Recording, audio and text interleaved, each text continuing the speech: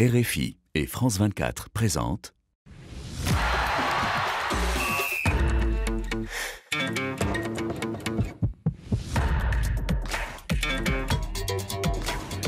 Radio Foot International, le Café des Sports, Annie Gasnier.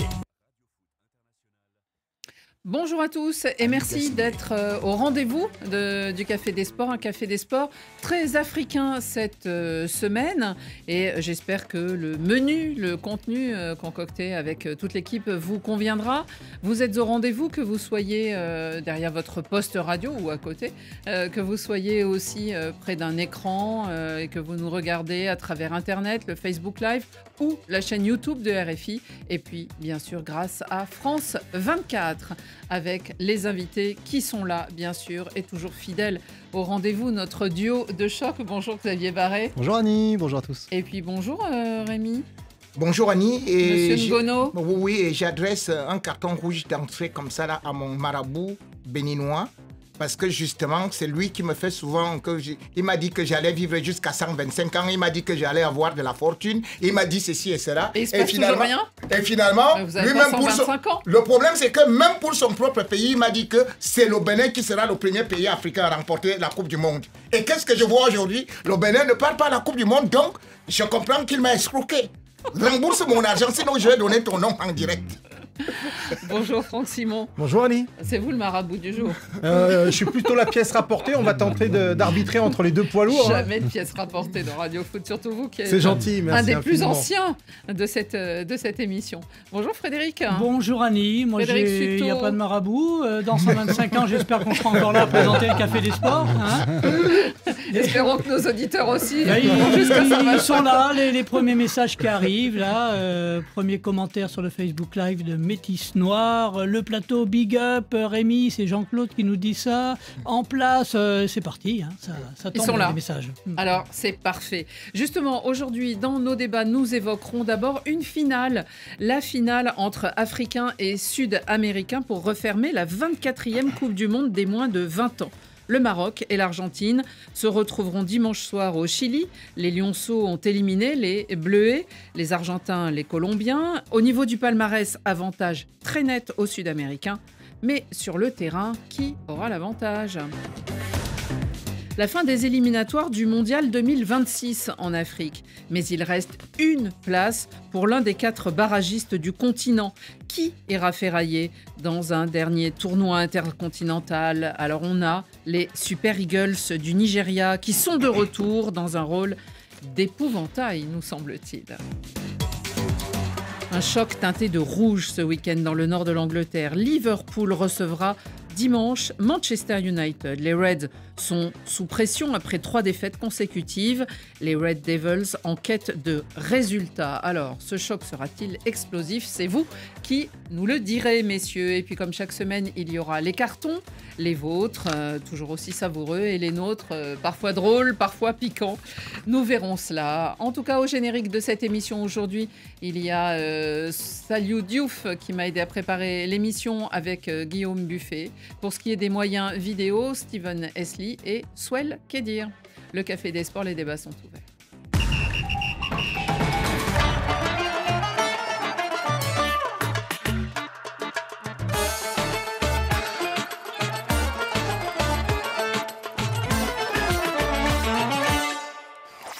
Cette finale donc de la Coupe du Monde des moins de 20 ans se déroulera dimanche, dans la nuit de dimanche à Santiago du Chili.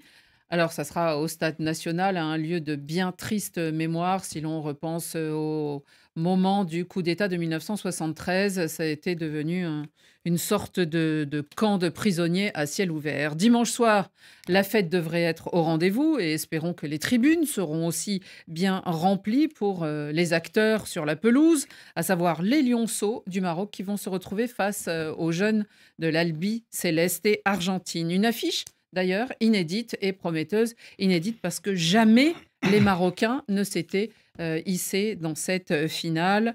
Les aînés argentins, eux, quand je disais qu'ils étaient en avance au palmarès, ils l'ont remporté 6 fois cette coupe entre 1979. C'était alors avec un certain Diego Maradona. Ouais, j'étais sûre que Xavier avait évidemment jeté un œil là-dessus. Et puis, jusqu'en 2007, ils l'ont remporté donc 6 fois. Et en 2007, c'était avec Sergio Agüero. Mais en 2005, c'était avec Lionel Messi. D'ailleurs, c'est une compétition qui se déroule tous les 2 ans. Alors, l'Afrique ne remporte plus cette compétition depuis 2009. C'était alors le Ghana. D'André Ayou. Exactement. Le Nigeria a déjà été en finale, mais Il y a ne l'a longtemps. pas Dans un remporté. autre siècle. Dans les années 90, Ghana-Nigeria s'invitait souvent dans le dernier carré. Hein. Un peu comme en Coupe du Monde normale, entre guillemets, c'est-à-dire avec les grands. Franck Simon, est-ce que pour vous, les Marocains vont ramener ce trophée? Je le souhaite. Après, j'ai pas de boule de cristal. Peut-être que mes acolytes du jour en ont une, mais moi, j'ai pas de boule de cristal. Je le souhaite. Non, mais allez regarder jouer. Allez regarder jouer, on a plaisir à les voir évoluer. Après, on sent quand même que ils ont gagné en confiance, tout simplement. Déjà, en ayant fait un premier tour assez savoureux, quoi, en fait, hein, en battant l'Espagne. Je crois qu'il y avait le Brésil aussi sur leur route. Et puis, ils ont pris confiance, un petit peu à l'image de ce football marocain qui est totalement décomplexé dans toutes les catégories, chez les jeunes, chez les femmes, etc., en club. On a vu il n'y a pas si longtemps l'équipe locale remporter le CHAN en Afrique de l'Est. Et donc, du coup, je les imagine assez bien aller chercher quelque chose. Pourquoi pas ce titre qu'ils n'ont jamais remporté. Ça paraît quand même compliqué parce que l'Argentine, vous l'avez rappelé, n'a rien fait, en tout cas n'a pas remporté depuis bien longtemps. Ce sont des spécialistes, eux. Le Maroc, ils ont déjà été une fois dans le dernier carré. C'était en 2005 aux Pays-Bas. Donc, je pense qu'ils ont envie d'améliorer cette perf. Elle, c'est déjà fait. Et maintenant, pourquoi pas s'offrir, pourquoi pas le monde. Moi, je leur souhaite. Ouais. Xavier, un deuxième titre peut-être pour ce continent, mais aussi les Argentins qui, eux, j'ai regardé dans la dynamique, on va dire, des champions du monde que sont leurs aînés. J'ai regardé beaucoup de matchs de cette compétition parce que c'est une compétition que j'aime beaucoup. Et il faut rappeler que l'équipe de France championne du monde en 2018... Vous êtes courageux, hein, parce qu'il y a 5 heures de décalage. Non, mais il y a des matchs à 22h. Alors Ouais. après, à 1h du match, je ne les regardais pas tous, ou en tout cas pas jusqu'au bout. Mais l'équipe de France championne du monde en 2018 s'appuyait sur l'ossature des champions d'Europe 20 ans, 2013. Pogba, Digne, alors Digne n'y était pas, mais Umtiti, Areola, enfin il y avait toute une génération qui a été championne du monde des 20 ans et qui a ensuite est montée en équipe première. Malheureusement, l'équipe de France, elle, a été fortement handicapée par de très nombreux refus de libérer les jeunes de cette catégorie, parce que si l'équipe de France avait aligné la formation qu'elle pouvait, Warren Zaïre-Emery, Désiré Doué, Mathys Tel, il y avait Valentin Atangana, il y avait Zézé, Yoro de Manchester United. Enfin, l'équipe de France était, je pense, au-dessus de tous les autres. Malheureusement, c'était une équipe... Sur le papier, parce que parfois, ces équipes de jeunes, faut que ils ont quand même été champions d'Europe des 17 ans, cette génération-là, et ils ont été vice-champions d'Europe des 19 ans l'année dernière. Donc, on peut imaginer qu'ils auraient été au-dessus du lot. Mais voilà, les clubs les ont pas libérés, donc ils ont été battus en demi-finale par une équipe marocaine qui est très forte tactiquement. Moi, c'est ça qui m'a le plus impressionné. Et ils n'ont pas la possession. Au tour précédent, contre les États-Unis, ils passent avec 30% de possession, mais ils vont très vite en contre. Ils sont assez efficaces et ils l'ont encore prouvé en demi-finale contre les Bleus, où ils ont été assez nettement dominés, surtout en deuxième période, et finalement, ils passent au tir au but. Rémi, on a l'impression que tout réussit au Maroc actuellement, que ce soit dans le cadre des infrastructures qui sont toujours très bien cotées parce que c'est là que se retrouvent beaucoup d'équipes qui n'ont pas des stades homologués. Et puis, ils ont gagné des CHAN, ils ont été loin, ils ont été la première équipe à atteindre une demi-finale de Coupe du Monde. Est-ce que même ces jeunes, c'est dans la même dynamique, selon vous, de ce football marocain qui est maintenant... qui dépasse un peu les autres sur le continent? On peut le dire, le Maroc récolte bien sûr Ce ce qu'il qu'il a sème, semé, c'est oui, ça parce que d'ailleurs, si on regarde même le nombre de participations sur les Coupes du Monde, c'est déjà 7. Donc, ce n'est pas par hasard que cela arrive là. Et puis, en même temps, on peut avoir une bonne formation, mais surtout, il faut d'abord avoir un talent. Donc, quand on essaie quand même de voir dans cette équipe du Maroc, ils ont du talent, même s'ils n'ont pas de possession, comme Xavier Barré peut le dire. Mais lorsque vous regardez aujourd'hui, celui qui peut être le meilleur joueur de la compétition, c'est Othman Mahama, qui déjà, il a fait 3 passes décisives et 1 but, ce qui signifie qu'il est très, très bon. Et puis, si on regarde même le parcours aujourd'hui, c'est-à-dire que vous allez voir, le Maroc va toujours un peu loin, même si pour la CAN, ce n'est pas encore exactement ça, mais on peut quand même se dire que cette équipe a toujours été impressionnante. Donc, toutes ces générations-là ont été impressionnantes. Et là, moi, je suis beaucoup satisfait avec la prestation de cette équipe cette fois-ci, c'est-à-dire que, vous avez dit, ils ont battu le favori, hein, c'est-à-dire c'était l'Espagne, 2-0. Ils ont quand même battu le Brésil 2-1. Bon, vous dites qu'ils ont 30% contre les États-Unis, mais au tableau d'affichage, c'est 3-1. Pour le Maroc, ce n'est pas 1-1. C'est vrai que contre la France, c'est qu'ils ont joué presque... Parce que je crois qu'ils ont pris un peu trop de confiance. Ils ont pris trop de confiance par rapport à une équipe de France qu'on disait justement, parce qu'on disait que c'est une équipe démunie. Et du coup, ils se sont retrouvés dans une sorte de jeu qui n'était pas le leur. Et vous pouvez voir également, ils ont perdu des énergies parce qu'à aux prolongations ou au tir au but, ou d'ailleurs leur gardien, le troisième gardien va entrer.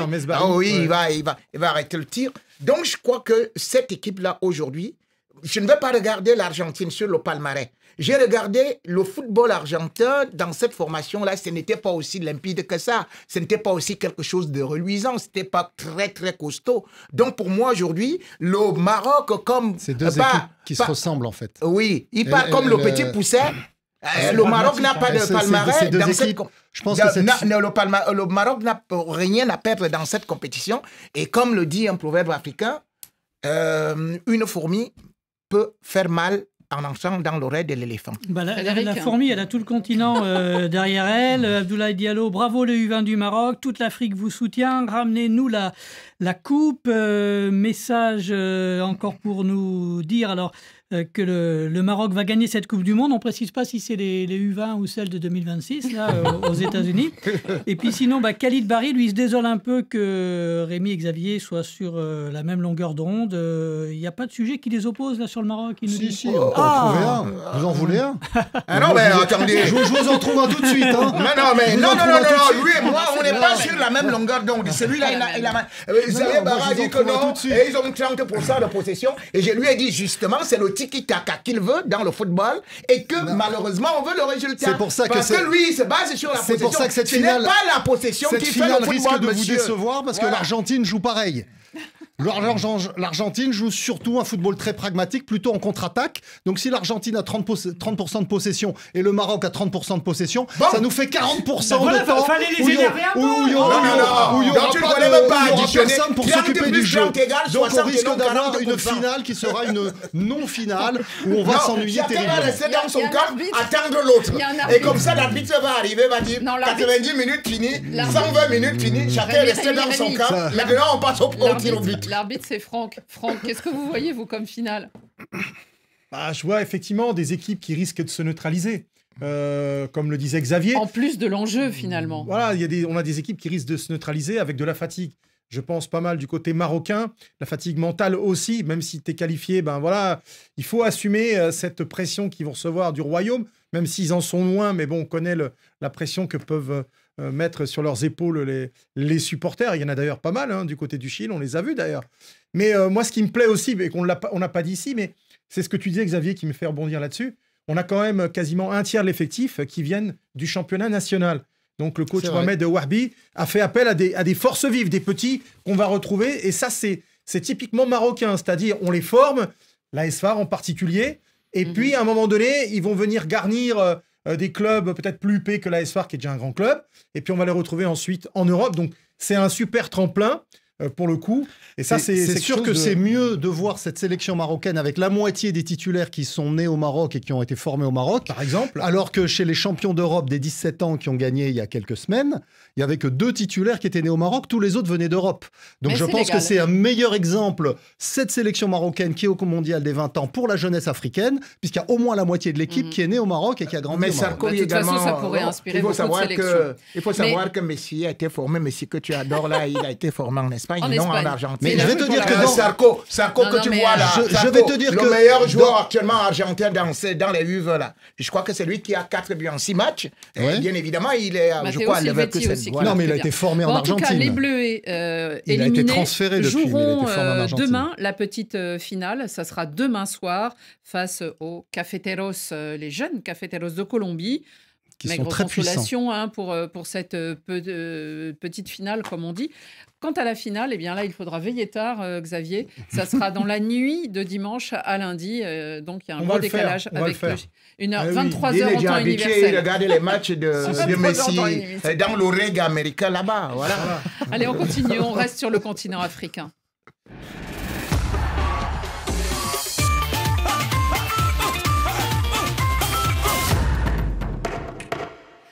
À chacun son rythme. Après les Américains, après les Asiatiques, les Africains ont achevé leurs éliminatoires cette semaine et les 9 noms des sélections qui représentent le continent sont connus.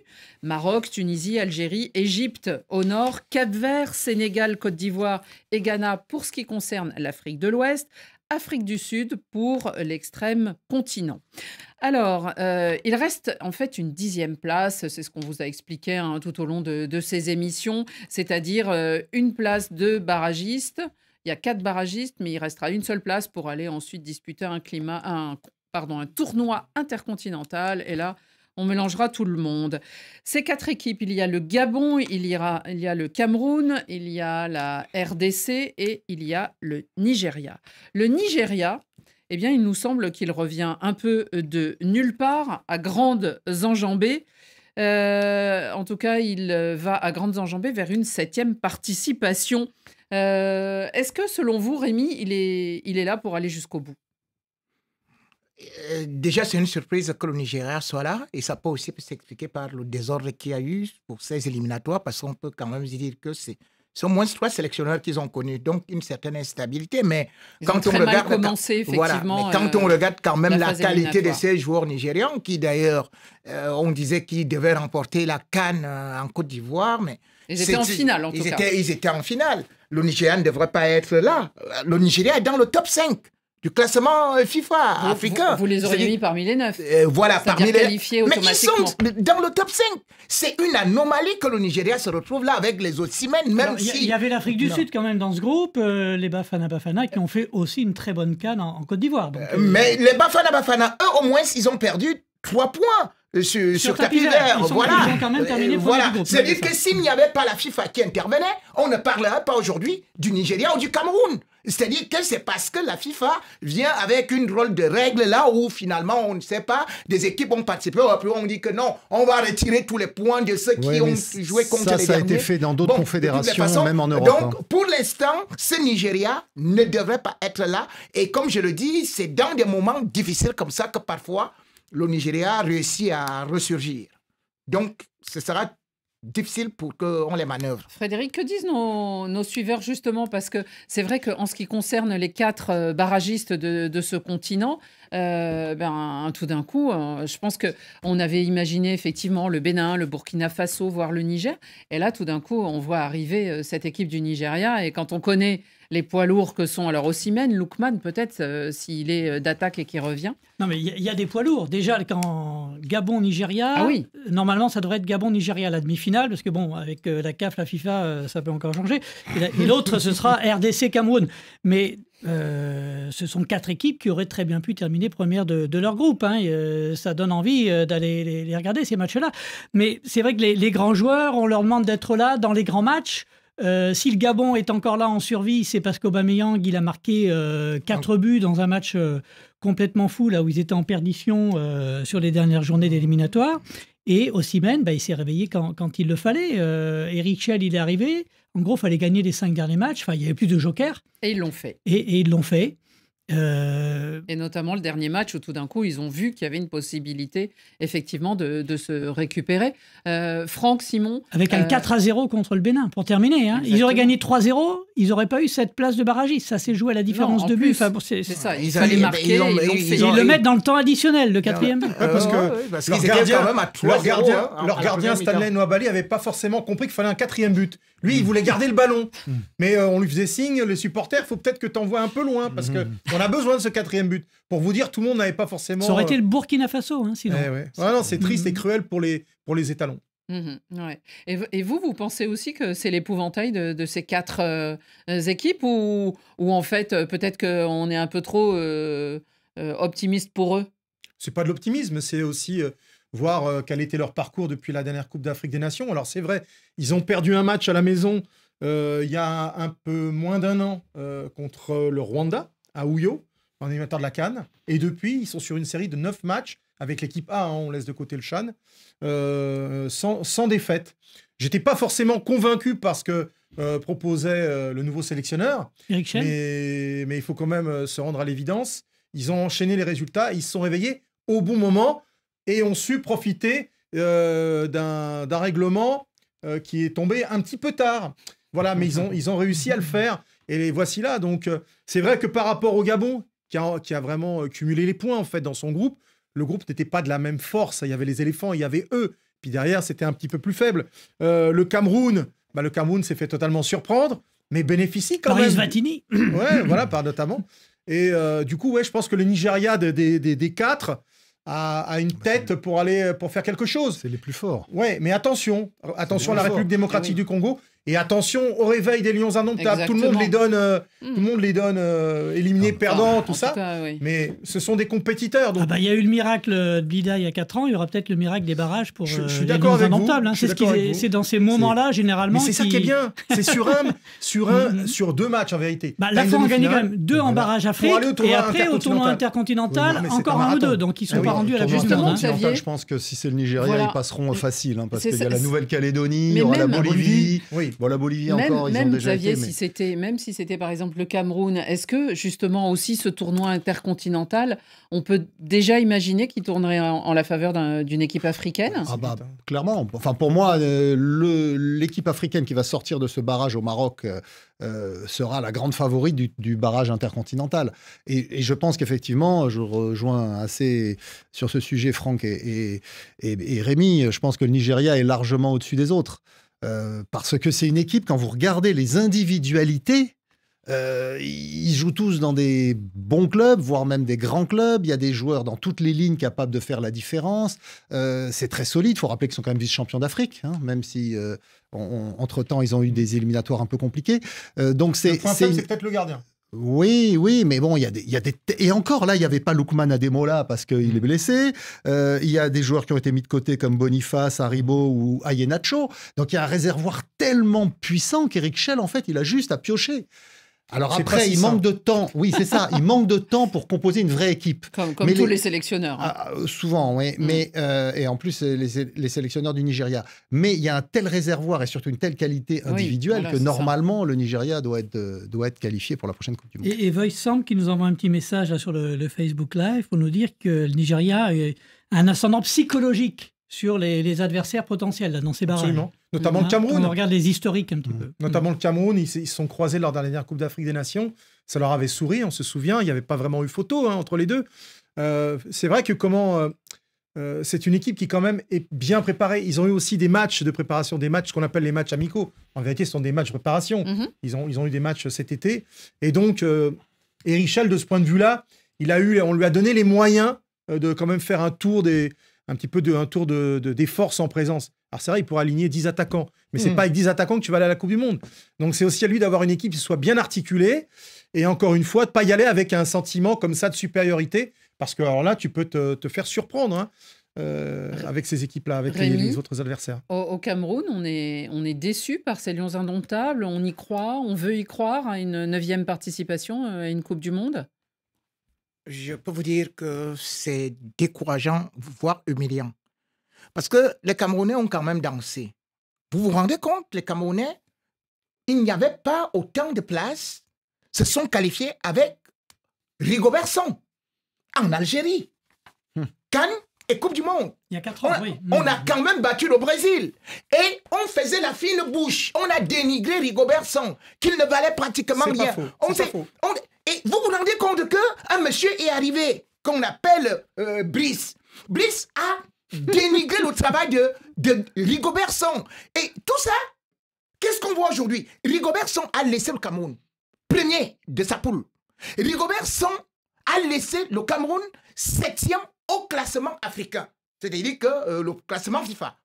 Mais on retrouve aujourd'hui que le Cameroun va au barrage, alors qu'il y a un nombre de places important et surtout, le Cameroun perd même encore 2 places. Le Cameroun est déjà 9e. Jamais le Mali ne s'était placé devant le Cameroun. Qu'est-ce que ça veut dire aujourd'hui? Et on continue à applaudir ce monsieur-là, qui a manqué de respect à tous les anciens joueurs.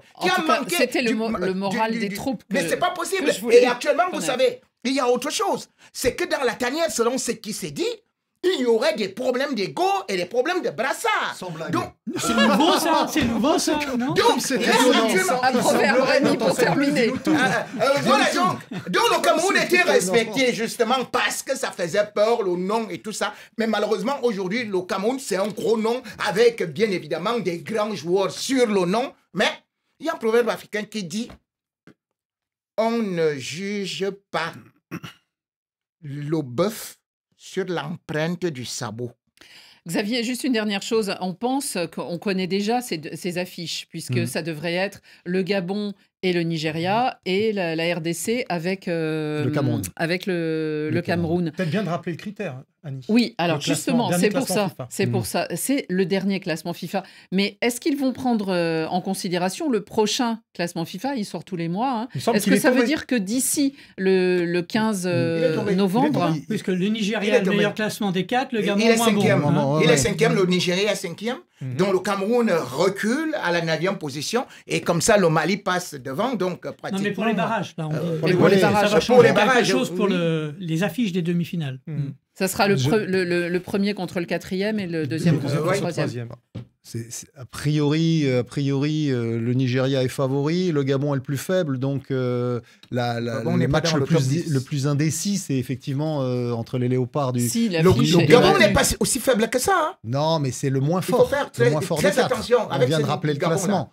Oui, en plus, avec l'appât de la Coupe du Monde, ça peut aussi... Non, mais bien sûr qu'ils vont tous être motivés. C'est des matchs à la vie, à la mort. Vous savez qu'il y a Aubameyang, ils sont bons. Hein. Xavier, tu les as vus jouer? Oui, je les ai vus jouer, mais c'est une bonne équipe. Mais je pense que face au Nigeria, ils n'ont aucune chance. Ne dis pas ça, Xavier. Bon. En tout cas, ça sera à suivre à la mi-novembre. Ça sera au Maroc. Le 13.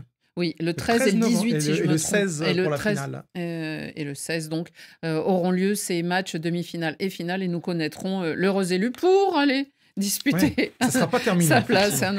On a appelé ça le chemin de croix. Je crois qu'on ne s'est pas trompé. Allez, direction l'Angleterre.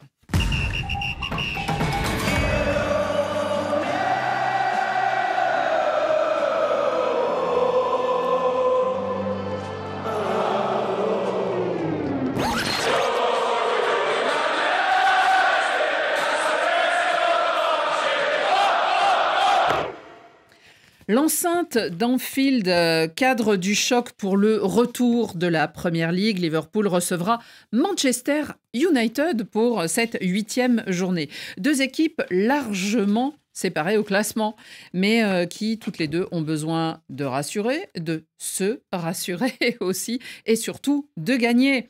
Alors, les Reds d'Arne Slot, ils sont champions en titre. Ils ont commencé le championnat en boulet de canon, on s'en souvient, on en parlait beaucoup. Ils ont aligné 5 victoires. Et puis un peu patatras, 2 défaites pour ce qui est des 2 derniers matchs de championnat, à Crystal Palace, 1 à Chelsea. Et ils ont aussi laissé les commandes à un autre club qui jusqu'à présent était derrière, mais qui l'avait passé devant, les Gunners d'Arsenal, bien sûr. Et puis, il y a eu cette 3e défaite à Galatasaray en Ligue des Champions. Alors tout à l'heure, l'entraîneur de cette équipe, Arne Slot, a déclaré « Les résultats ne manquent pas, il faut réagir ». Xavier Barret, est-ce qu'on a un essoufflement de cette équipe ou simplement il y avait eu comme une euphorie de début de championnat et maintenant c'est un peu plus compliqué? Oui, il y a eu un enchaînement de très bons résultats pour commencer. Et puis là, il y a eu ce coup d'arrêt avec ces 3 revers consécutifs, dont un en Ligue des Champions à Galatasaray. Et on commence tout de suite à se demander ce qui se passe à Liverpool.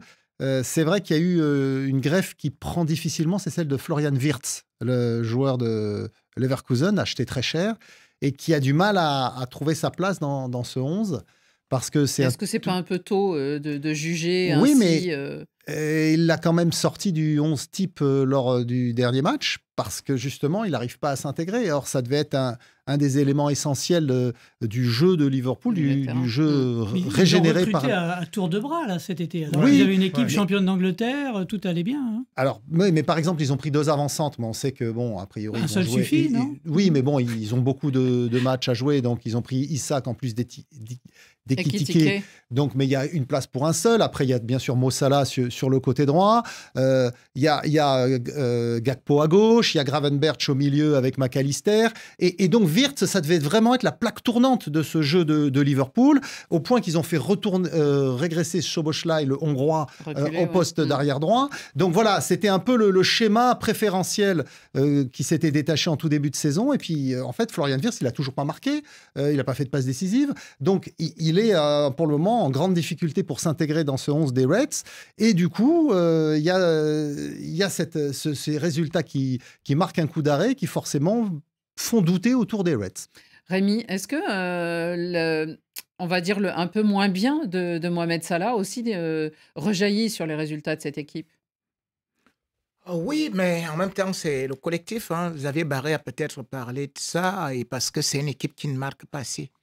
Parce que vous voyez quand même, lorsque vous regardez les défaites là, cela veut dire que sur le plan offensif, ils ne parviennent pas beaucoup transformer. Et pourtant, ils ont recruté pas mal d'attaquants. Ils ont dépensé énormément d'argent. Voilà. Mais moi, quand même, aussi, je dis, il y a des équipes, des grandes équipes qui traversent souvent cette période-là et qui, quand ça rebondit, ça peut faire très, très mal. Parce qu'en même temps, quand on regarde quand même les défaites ne sont pas aussi fortes que ça. C'est-à-dire qu'une équipe déséquilibrée, une équipe qui n'a pas d'âme, ils ont quelque chose. Mais bon, c'est une série qui arrive. Mais lorsque cette série va s'arrêter, ils risquent de devenir très, très dangereux. Donc, j'ai beaucoup plus confiance en eux que d'avoir peur de ce qui pourra arriver. Ils ne sont pas épuisés parce que beaucoup sont jeunes.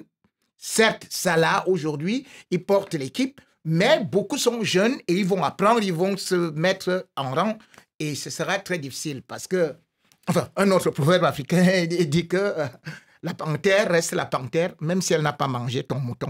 Je ne sais pas qui est la panthère, qui est le mouton. La panthère, c'est les Gabonais. Salfon connaît qui envoie un petit message. Liverpool et Manchester, 2 équipes malades. Ça va être un match de grand-mère, nous dit-il. Georges Padmore. Non.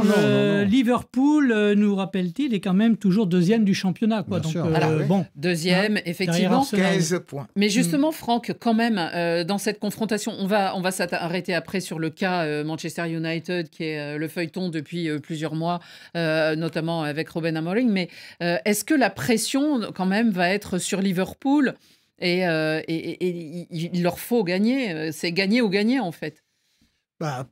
Quand on jette un coup d'œil au classement, évidemment, il vaut mieux gagner parce qu'ils ont 5 points d'avance sur Man U. Man U pourrait revenir sur leur talon assez vite, finalement. Oui, parce qu'ils sont 10e au classement, mais... Ils ont cette série... Mais c'est surtout, il y a Arsenal qui est devant. Oui, et on sait que 5 points d'écart. Hein. Oui, il y a 5 points d'écart. Ça se joue à tellement peu de points, un titre de champion d'Angleterre, souvent. Ils ont tout intérêt à gagner. Après, c'est vrai que sur le dernier match contre Chelsea, Arne Slot, il a sorti sa boîte de bricolette parce qu'il n'avait pas son gardien titulaire. Ekitike n'était pas là, donc il a mis effectivement Alexander Isak devant. Il a fait comme il pouvait. Et moi... pour un petit peu compléter ce que vous avez... C'est qui est le titulaire, en fait? On ne sait pas. On ne sait pas trop, là. Ouais. Maintenant qu'il vient d'arriver, on dit que ça va 100 millions chacun. Mais, bon, mais moi, ce qui m'inquiète, pour un petit peu compléter ce qu'on a entendu ici, c'est le fait que c'est une équipe qui a encaissé quand même pas mal de buts. Je trouve que c'est un peu, tu vois, c'est... bah oui, pour une équipe qui est en tête, 9 buts encaissés, déjà, ça fait beaucoup.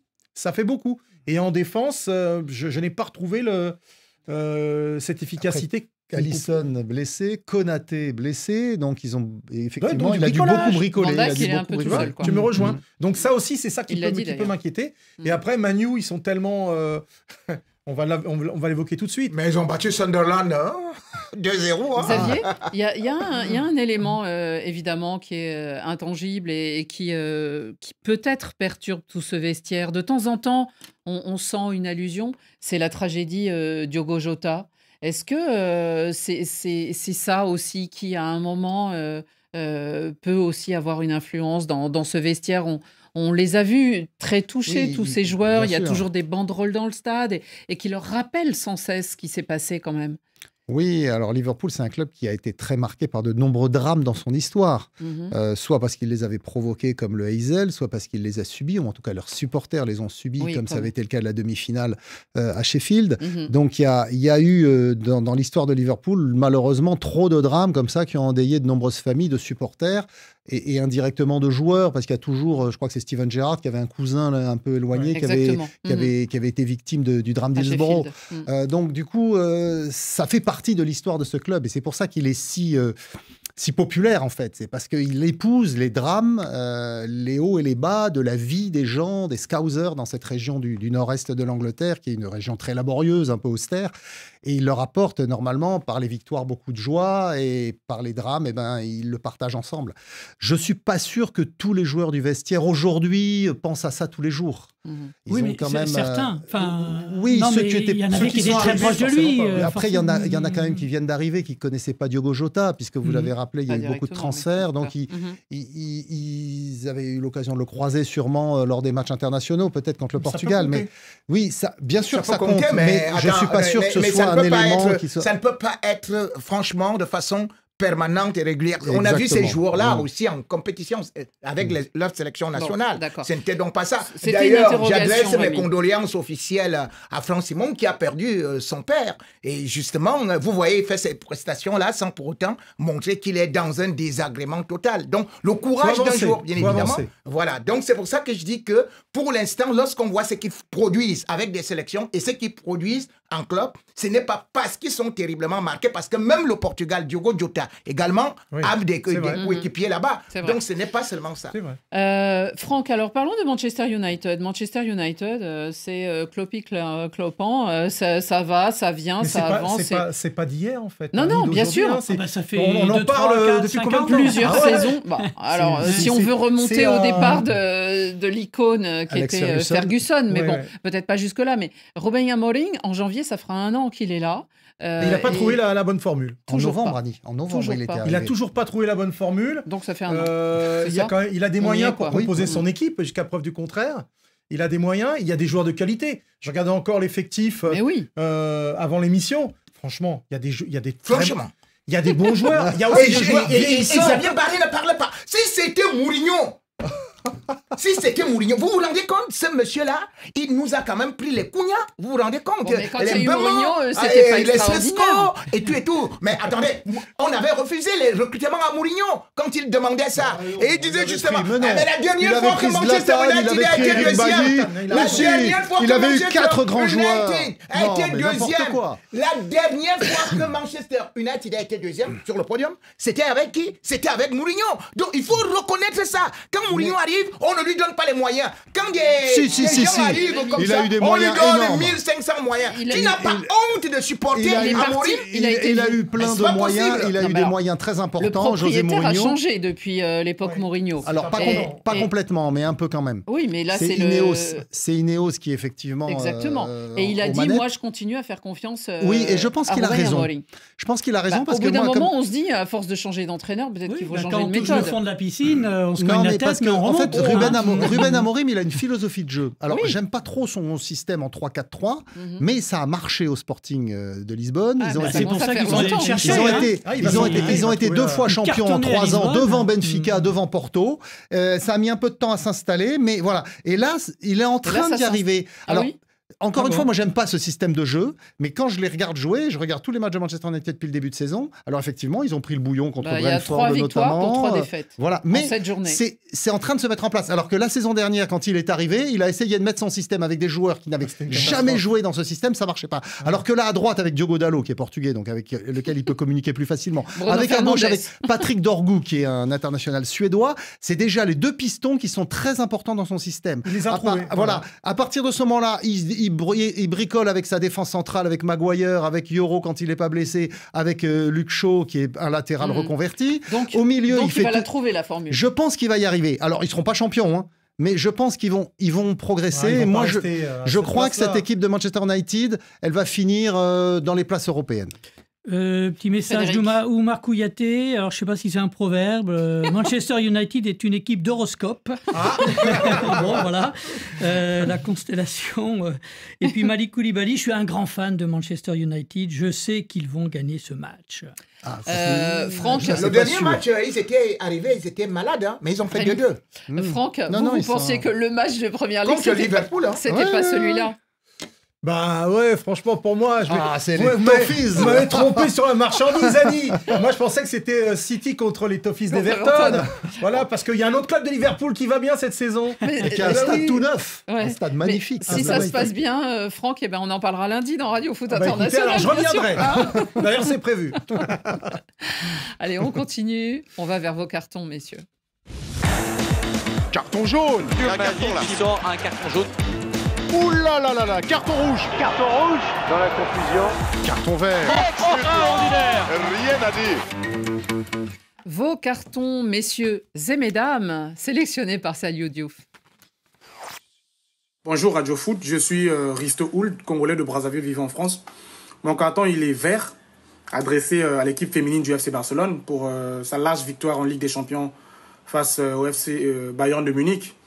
Et voilà, donc félicitations aux filles. Bon café des sports à vous, au revoir. Hello, bonsoir le Café des Sports, j'espère que vous allez bien. Je suis Abigail et je vous viens de la Côte d'Ivoire.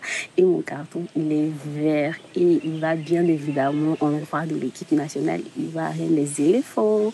Nous sommes fiers de participer à la Coupe du Monde encore. Bonjour Café des Sports, c'est Jafono de Bleu Congo-Brazzaville. Mon carton du jour est de couleur rouge, adressé au Diable Rouge du Congo-Brazzaville, qui nous ont encore montré une fois de plus qu'ils n'étaient pas partis jouer au football, mais plutôt faire du tourisme au Maroc en prenant des photos avec Brahim Diaz et Achraf Hakimi. Comme quoi, c'était la chance de leur vie. C'est vraiment triste pour le football congolais.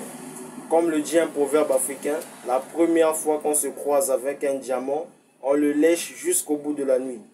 Bonne émission à vous. Bonsoir le Café des Sports. Un double carton vert d'abord pour mes éléphants de Côte d'Ivoire, qualifiés pour le mondial. Une magnifique campagne, invaincu, meilleure attaque, meilleure défense. Bravo au coach Emers Faé et à Guy Demel, son assistant, pour le gros travail qui a été fait. Bravo aux équipes également. Et puis, une petite pensée pour le Cap-Vert, également qualifié, plus petit pays par le nombre d'habitants à être qualifié à la Coupe du Monde. Félicitations aux requins bleus et une pensée particulière pour mon père qui était le premier supporter du Cap-Vert en Côte d'Ivoire. Allez, félicitations et tout arrange. Bonjour Radio Foot International. Moi c'est chez Robin Kohli en République centrafricaine, précisément à Bangui. Moi je donne un carton rouge à la Fédération centrafricaine de ne pas considérer le football en République centrafricaine. Malgré nos efforts et les exigences de la FIFA, ils sont incapables de réparer un petit stade de 20 000 places. Merci. Bonjour Radio Foot International, c'est Mame Diarra depuis Dakar. Je donne un carton vert à l'équipe nationale du Sénégal pour sa 3e qualification consécutive à la Coupe du Monde. Bonne émission à toutes et mes salutations à Rimé Ngono, le barragiste. Bonsoir Radio Foot, moi c'est Kello Abdoul, Guinéen vivant aux États-Unis. Je donne un carton rouge à la Suède. Ils sont incapables de gagner un seul match de leur qualification. Je suis sûr qu'ils ne feront pas la prochaine Coupe du Monde. C'est une honte. Avec Isaac et Gyökeres, ils sont incapables de se qualifier pour la prochaine Coupe du Monde. Bonne émission, allez, ciao. Bonsoir à toute l'équipe du Café de Sport. C'est Espérance Loutaya, congolaise de Brazzaville, depuis le Ghana. Mon carton, il est rouge et il va tout droit aux Lions indomptables du Cameroun.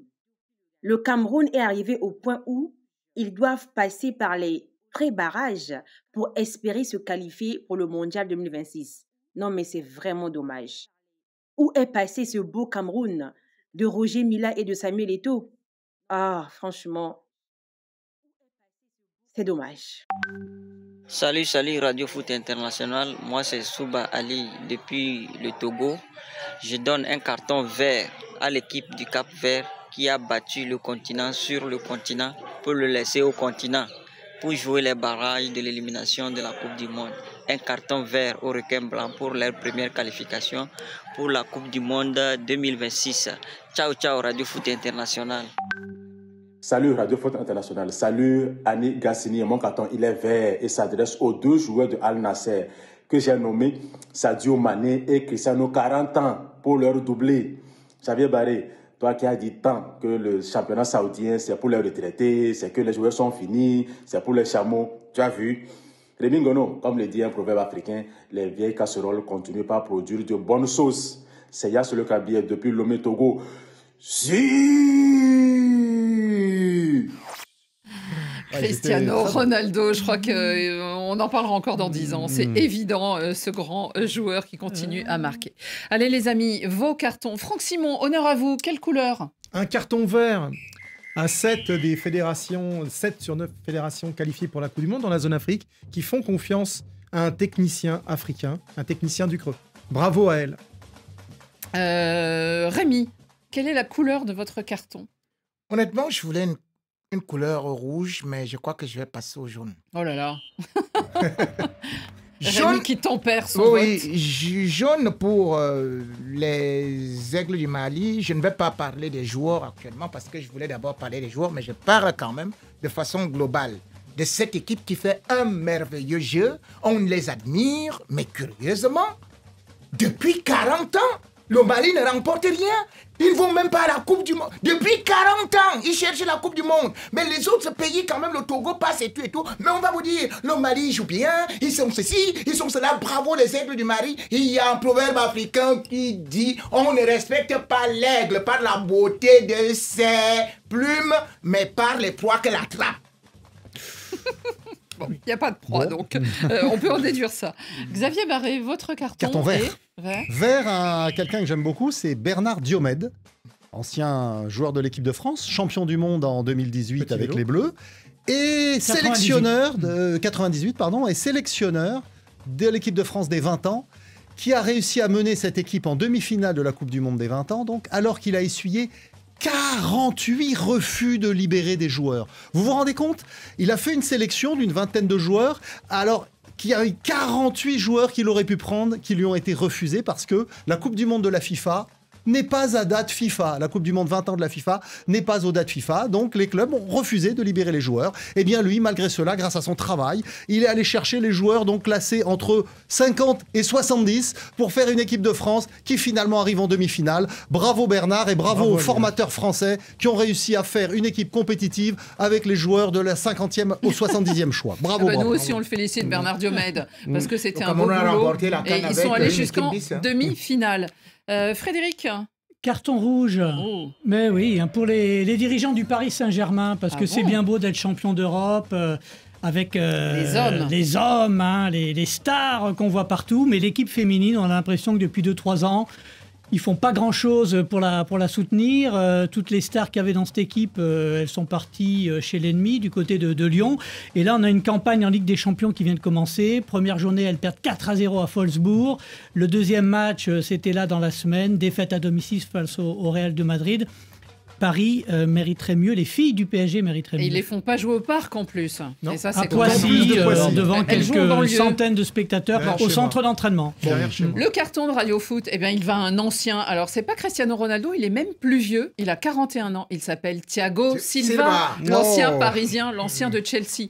Il a marqué sur une bicyclette ou un retourné acrobatique ou ce que vous voulez. Bref, il a un ciseau et il a offert une victoire au Fluminense en plein Maracana à la 98e minute. Mais ils ont marqué, ils ont gagné, ils sont 7e du championnat, les joueurs de la Tricolore. Ça, c'est un carton qui vaut double de la part d'une supportrice de Flamengo. N'est-ce pas? Mais c'est un Brésilien.